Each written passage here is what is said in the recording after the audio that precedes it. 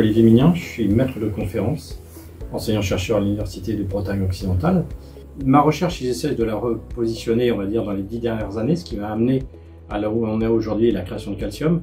C'est une histoire de rencontres et de questions irrésolues. J'entends par là de rencontres avec des gens qui se posaient des questions autour d'un domaine de compétences que j'avais, qui est la signalisation calcique, où les gens se posaient des questions sur des dérèglements dans des pathologies d'origine cancéro-hématologique et des pathologies d'origine auto-immune.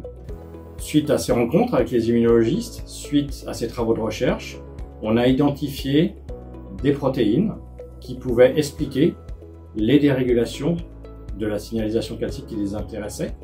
Et c'est là qu'on s'est demandé si ces protéines ne pouvaient pas servir de cible thérapeutique pour pouvoir apporter une nouvelle solution thérapeutique dans ces pathologies. Cette création de société, elle n'existerait pas si un grand nombre de personnes n'y avaient pas contribué. Et en fait, si je reviens là encore un peu en arrière, c'est d'abord des étudiants en maîtrise, puis des étudiants en thèse, et ensuite des ingénieurs Waste Valorisation, une technicienne Waste Valorisation, puis des collaborateurs. Et c'est cet ensemble de personnes qui a contribué à la création de Calcium. C'est-à-dire qu'il faut certes une étincelle, qui est souvent sous forme d'un humain qui porte le projet, mais rien n'existerait si toute cette synergie d'individus et de volonté n'était pas là pour amener à la création de la société. Les travaux que nous développons sont autour de ce qu'on appelle les anticorps thérapeutiques, et des anticorps thérapeutiques, comme je vous l'ai dit, qui visent une cible, une protéine qui est exprimée à la surface des cellules.